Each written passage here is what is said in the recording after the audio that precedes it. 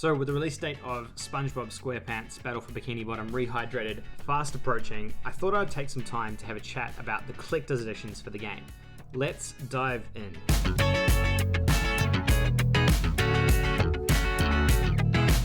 Hey everybody, welcome back to the channel. Josh here for the Platinum Trophy, and today I want to take a look at the collector's editions for Spongebob Squarepants Battle for Bikini Bottom Rehydrated. What a mouthful. What I've done is I've pulled up my local EB Games website because they're the guys who are selling the collector's edition for this game in Australia.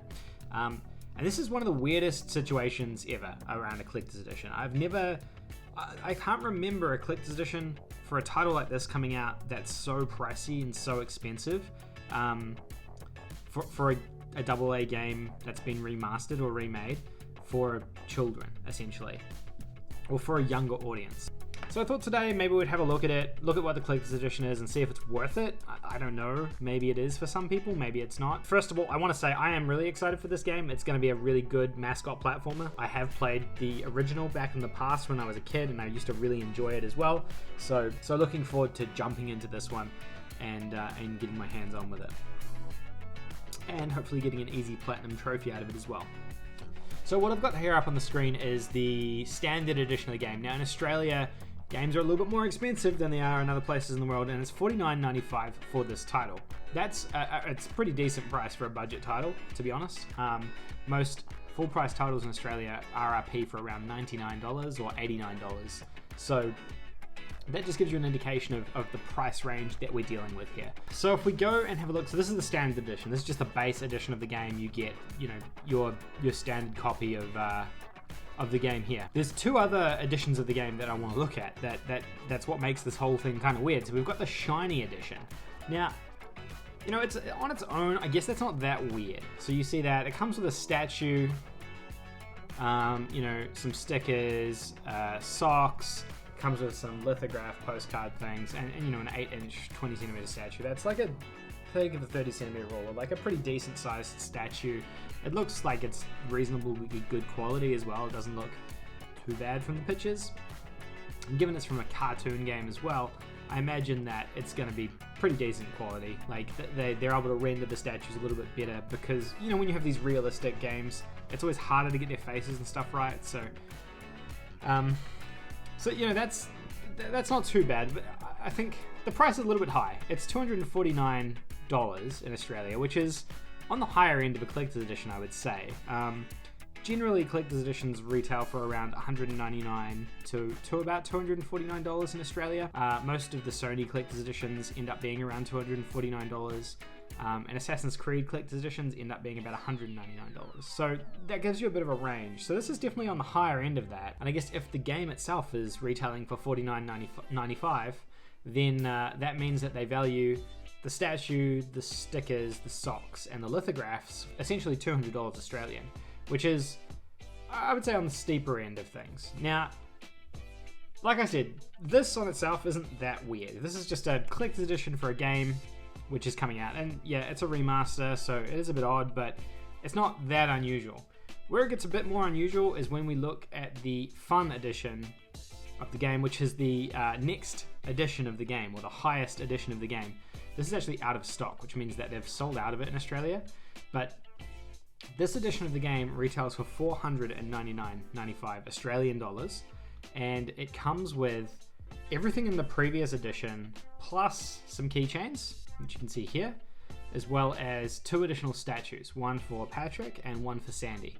And this, I would say, is one of the most expensive collector's editions I think I've ever seen. For $499, you are getting three statues, so I guess there is some value depending on how good a quality they are, but it is easily the most expensive collector's edition I've ever seen, and it just seems weird. I've been buying collector's editions in games for a really long time, and I don't think I've ever seen anything like this before, where a budget game gets a standard edition, a collector's edition, and then a super collector's edition. It's just something that I'm not familiar with it. It's interesting. Yeah, and so I guess for $499, the RRP of the game is still $49.95 in Australia, which means that you're essentially paying $450 for the 3 statues, the keychains, the stickers, the socks, and the lithograph. And I just don't know if that works. I don't know if the math on that works. It means those 2 additional statues are priced, you know, pretty high in comparison to all the other items in the box. You're essentially paying an additional $200, so $100 each for each of those statues, on top of the shiny edition, basically, to get those 2 additional statues and some keychains. And I don't know, I don't know, it feels like a lot of money. I guess if you're like a hyper fan of SpongeBob and the Battle for Bikini Bottom game, and you played it a ton like I did when I was a kid, and you just have memories of that game being so good to you that you want to have this piece of memorabilia for the game, then I can kind of understand that. It kind of makes sense.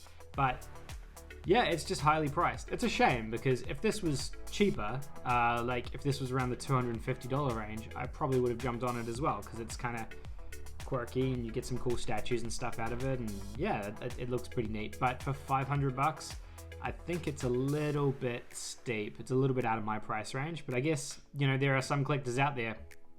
I mean, it's sold out, so there's definitely some collectors out there who are willing to pay a premium for that kind of product, which each to their own, I suppose. What do you guys think of collector's editions like this? I don't know how I feel about it, to be honest. I'm not sure if I like the idea of it or I don't.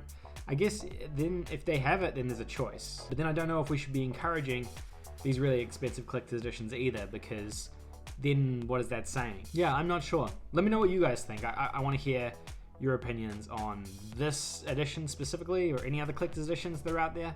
I'm definitely curious to find out the community's thoughts. So it would have been cool. It's just not willing to pay that much money.